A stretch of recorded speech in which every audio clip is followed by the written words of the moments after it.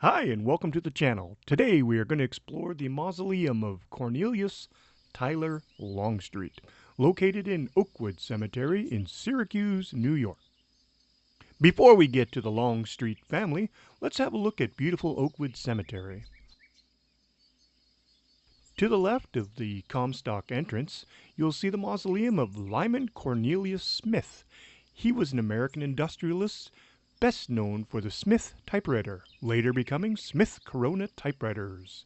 His brothers have separate mausoleums here that I will explore in other videos. In 1858, a group of prominent Syracuse citizens met to discuss the building of a rural cemetery.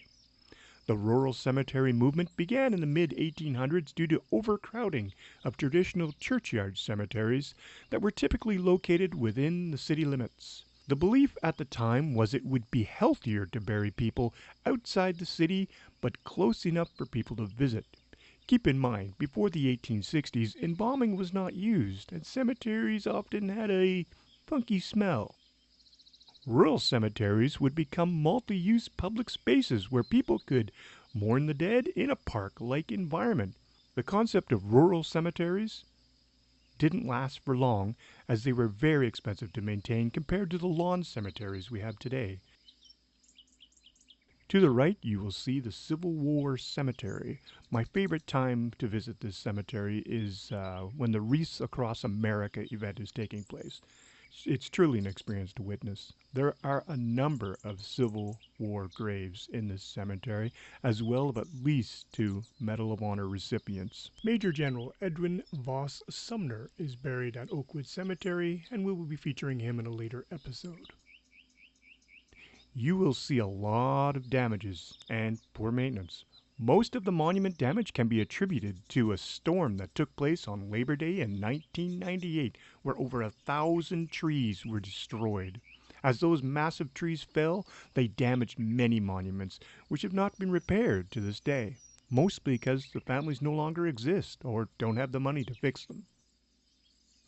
Oakwood Cemetery was dedicated on November 3, 1859. All schools and public offices were closed for the day, and thousands of people marched to Oakwood for the event. A giant wooden platform was built in Dedication Valley where city officials, clergy, and prominent citizens led the crowd in song, read poems, and gave speeches and blessings. Up to the right, you'll see the mausoleum of Brigadier General John A. Greene and family.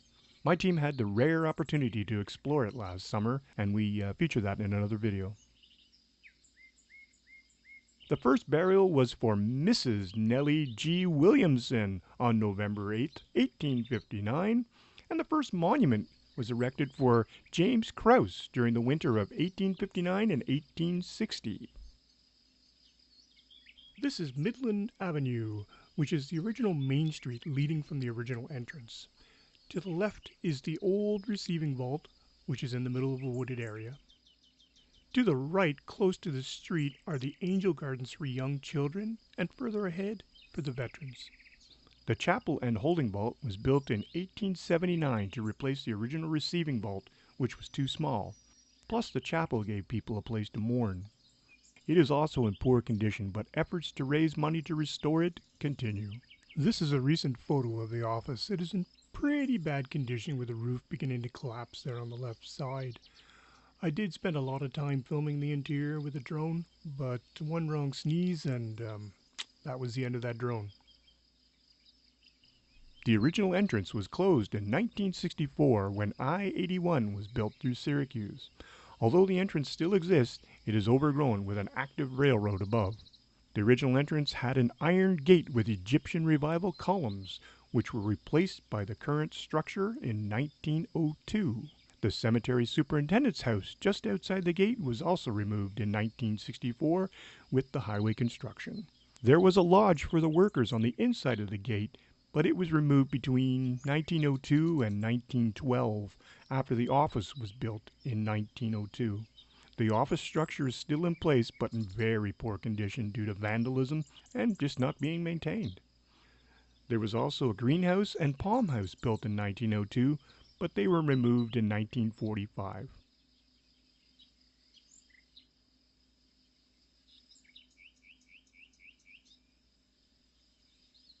Today, a Muslim cemetery exists in the location of the original entrance to Dedication Valley.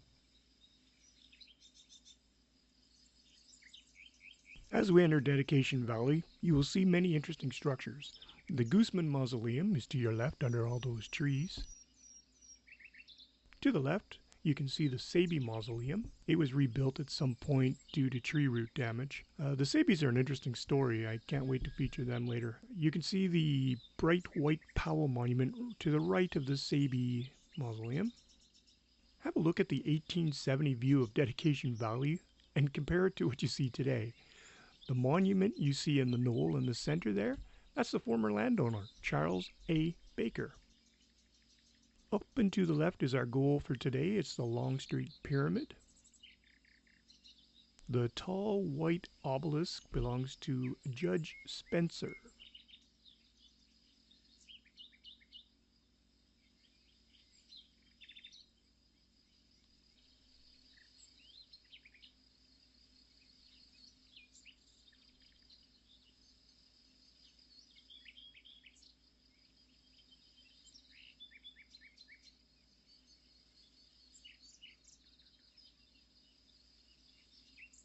And as we park here in the shade, you can see the Wick Arch in front of us. People love to take photos with the Wick Arch. I see them all over the internet all the time. Cornelius Tyler Longstreet is the grandson of Comfort Tyler Longstreet. Comfort Longstreet was considered the first person to cut down a tree and build in Syracuse. Comfort Longstreet served as a colonel in the War of 1812 and deeded land to the state of New York to build an armory. Comfort Tyler and his wife were originally buried in Montezuma Cemetery, but were brought here by his family. Cornelius Tyler Longstreet originally built a different mausoleum on this site, but it didn't fare well in the Syracuse winters and was replaced with the current pyramid sometime before 1871. Cornelius Tyler was a tailor by trade who opened his first shop in 1832. He is known for mass-producing clothing, which made him a lot of money. When the Civil War broke out, he had the advantage and know-how to mass-produce wool uniforms for the U.S. Army.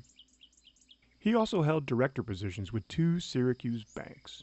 He passed away in 1881 and rests in his 70-foot-tall pyramid on the hill overlooking Dedication Valley with his family. The interior was well furnished with chairs, fine rugs, statues, and vases, but sadly, vandalism over the years has ruined all those fine appointments, and the mausoleum is currently sealed. There are rumors of underground structures below the pyramid, but I have not been able to confirm this. What I have read is the pyramid is supported by a massive underground structure, which I believe means that Cornelius Tyler Longstreet wanted to make sure this one lasted forever and had solid footings built to ensure it didn't move. Cornelius Longstreet was married twice. His second wife was Caroline Redford Longstreet. She was the eldest daughter of one of the first families in the area.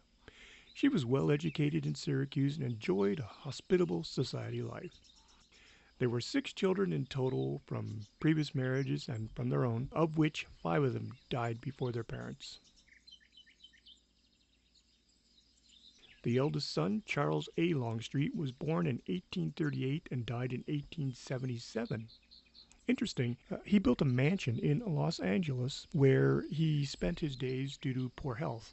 The estate featured a line of palm trees along his driveway that still survive to this day. The rest of the grounds were divided and sold off for profit, but those palm trees are still there. Next in line was Edward W. Longstreet, born in 1868 and died by suicide in 1875. Some speculate it was a result of some business losses. He took a cocktail of lethal drugs, including opium. Their daughter, Cornelia Longstreet Poor, was born in 1849 and died in 1920. There's not much information about her, but her brother, Charles Longstreet Poor, was born in 1873 and died in an automobile accident in 1926. I believe he was the last one to be buried in the Longstreet Pyramid. This is the front of the pyramid that overlooks Dedication Valley. Notice the sealed door. Here's the path from the rear of the pyramid. The path leads to the Longstreet Ball and plaque, and you can go around each side to the front. Notice how the landscape has changed from the 1875 photo earlier.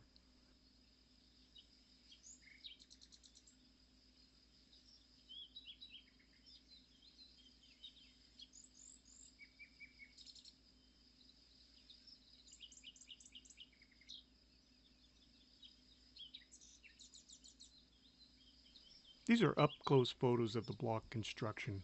Have a look at how well crafted this monument is and how it stood the test of time.